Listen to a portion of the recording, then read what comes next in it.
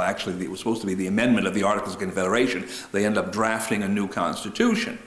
And this has always struck me as a fascinating thing because it's one of the few instances, maybe the only instance that I know of in world history, where the politicians who had made these blunders turned around and said to themselves, we made a mistake, and then corrected it. And how did they correct this? Well, let's take a look at the provisions of the Constitution dealing with monetary affairs. First one, Article 1, Section 10, Clause 1. Article 1, Section 10 contains 3 clauses and a whole slew of limitations on the powers of the states. With respect to money, Article 1, Section 10, Clause 1, no state shall coin money. We're going to remove that power from the states, primarily because they didn't want 13 different types of coinage circulating. Article 1, Section 10, Clause 1, no state shall emit bills of credit, period. Any kind of bill of credit, whether it's a legal tender bill of credit or not. They didn't want state paper money anymore. No state shall make anything but gold and silver coin a tender in payment of debts. It's an interesting way to phrase it. No state shall make anything but gold and silver coin a tender in payment of debts, meaning there's a reserved power and actually a duty to make gold and silver coin a tender in payment of debts. And why were they concerned about that? Well, what are debts? Typically, debts are some kind of obligation that arises in the commercial realm. At least the most important of them do. So dealing with commercial transactions, where were most commercial transactions, if they came to litigation, going to be settled at that time?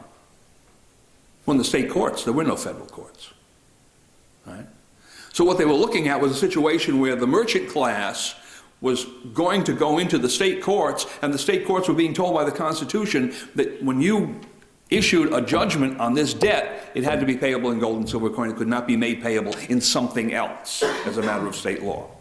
So now if you look at the state level, you have a gold and silver economy, absolutely. Where is this gold and silver coin going to come from? Well, we'll get to that in a moment. What about the congressional side, Congress side? Article 1, Section 8. Article 1, Section 8, Clause 5. Congress has delegated the power to coin money, regulate the value thereof, and of foreign coin. All right, so we have coinage taken away from the states, coinage given to Congress. Pretty clear that Congress's power, at least as a government, to coin money is exclusive because the state's power has been completely removed. There's this interesting language, regulate the value thereof. And that takes you back to Blackstone. Blackstone told us how to do that. If you have a unit of silver and this coin has twice as much silver in it, then it's worth 2 units. If it has half as much silver, it's worth half a unit, whatever that unit may be. When you factor gold into the equation, you have another element to look at because the exchange rate between gold and silver in the marketplace is never 1-to-1. It's never been 1-to-1. It probably never will be 1-to-1. Gold has always been more valuable in the marketplace than silver. So you have to factor in that market ratio. So if a gold coin has the same weight as a silver unit and the ratio in the market is 10-to-1, that gold coin is worth 10 units. Again, it's simply arithmetic. Right? That's regulation of the value. And of foreign coin. Now, why were they interested in that? Well, because they wanted to monetize the entire gold and silver coin of the world as part of the American monetary system. And if you look at what happened early on in the area of tariffs, customs duties, you'll see exactly how that worked. Foreign merchants come into the United States, bring in their goods, they have to pay some customs duty. Paid in what? Well, typically they would pay in some kind of foreign money. That's what they would have, right? So Congress passed a series of statutes right away setting out the various foreign monies that would be acceptable and what they were worth, the regulated value of those foreign monies in terms of the United States standard. Now, of course, this brings you to that question. What is the United States standard? Well, the Constitution talks in 2 places about dollars. Article 1, Section 9, Clause 1, the slave tax clause, so-called. a tax of $10 on every person imported into the United States. Some of those persons might have been indentured servants, or possibly they might have been free people who were being brought in some way, but that was directed to the slave trade. And then, of course, the Seventh Amendment, jury trial in any case in which the issue is of greater value than $25 or more, $25 or more. Does the Constitution define the word dollars? No. Well, there are quite a few words in the Constitution doesn't define. One of the few that it does is treason. I mean, look at that. This is a good example because they wanted to narrow the definition. The English definition of treason was extremely broad. It was a political crime, essentially. But most terms in the Constitution are not defined. You're supposed to know what they mean. And at that time, people did know what they meant. The dollars that they were talking about were what dollars? From 1704 and 1700, what dollars? The Spanish mill dollars. And how do we know they were talking about this? Because the Continental Congress, under the Articles of Confederation, adopted the Spanish mill dollar as the American dollar. It was Thomas Jefferson who proposed that. So when the Constitution is written and refers to dollars, they're thinking back to what was done under the Articles of Confederation and proposed by Jefferson and adopted. They're thinking back to this Spanish mill dollar. And of course, if you go historically and try and find anything else that was called a dollar in those days, you will become frustrated very quickly. So it's fairly clear that the standard in this system is to be the dollar. What is a dollar? Again, we come to Mr. Jefferson and Mr. Hamilton. This is one of the few things on which they agreed. During the first Washington administration, Jefferson was Secretary of the State, and Hamilton was Secretary of the Treasury. And the question is, all right, the dollar is the standard. What is a dollar? These were pretty practical men. They went out and they got some merchants, and they said, go out to the marketplace and do what we would call today a statistical sampling or analysis, and get what appears to you to be a good sample of Spanish mill dollars that are circulating by tale in the economy, T-A-L-E. And that means they're taken at sight.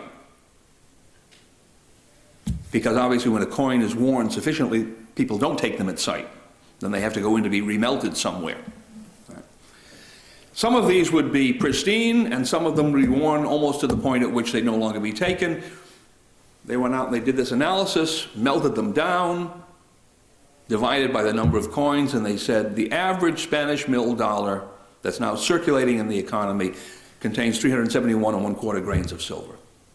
And they put that into the Coinage Act, the Mint Act of 1792, which says that the unit, dollar or unit, shall be of the value of the Spanish mill dollar as the same as now current and to contain 371 1/4 grains of silver. Notice the language.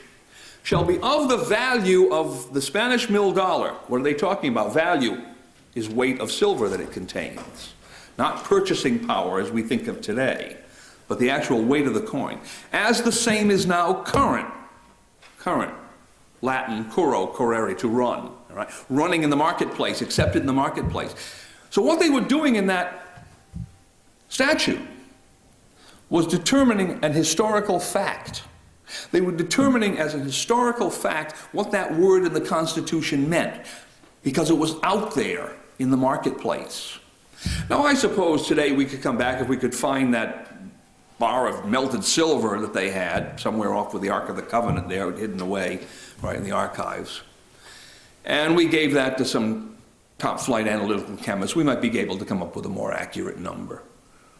Right, 371.32, 370.99, whatever it would be. It's essentially irrelevant, because whatever the unit is, it's arbitrary. But it's fixed, or it was fixed in 1792. That's the unit. Well, what do they do with the gold coinage? In that same statute, they created gold coins. Do they call those dollars? Well, of course not. You can't call something by a name that doesn't apply. They call them eagles. And they gave them values in dollars by looking at what? Their weight and what was the exchange value in the marketplace at the time, which was about 15 to 1. So there was the system. And there's absolutely no other way to interpret what was done there, because actually there's 100 and something years of history that ties it all together. So there you have the coinage system. Now the problem in that coinage system was the gold-silver ratio. Because I said the gold-silver ratio is not fixed, never has been.